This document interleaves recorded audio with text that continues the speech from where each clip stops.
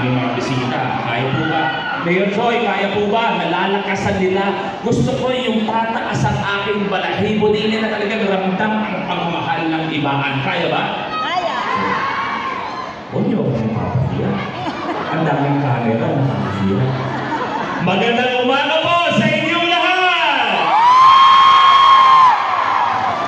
Magandang umaga po kay Mayora Jane. Good morning. Mayor Joy, magandang umaga din po sa inyong lahat. Vice Mayor Julie, magandang umaga po sa ating mga kasamahan sa sanggunian. At syempre, ang aking makakasama, ang aking paninindigan at ilalaban sa sangguniang Panglalawigan, si Bukal Eric De Vera at si Bukal Marcos Mendoza.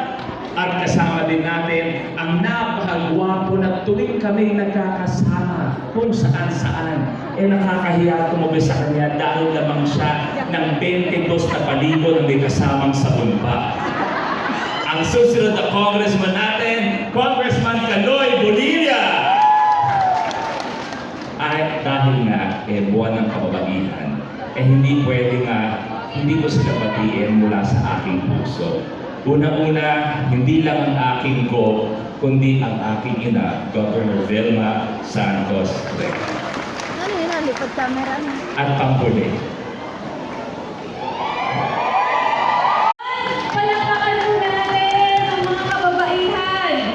Magandang umaga po sa lahat ng ginagalang po natin sa entablado. Alam niyo, napakasarap pong tingnan. Ang dami pong babae sa sanggunian. Di po ba? Sa mga mayor natin, vice mayor, at syempre po, ayan. Naku. Ang babae po, ang hirap po ano, maging babae. Mas lalo na po noon. Pero napakaganda po ng tagline ng inyong event ngayon, ng Women's Month event po natin ngayon. Ang bagong kababaihan ng ibaan. Ibang klase po, no? Ang babae po,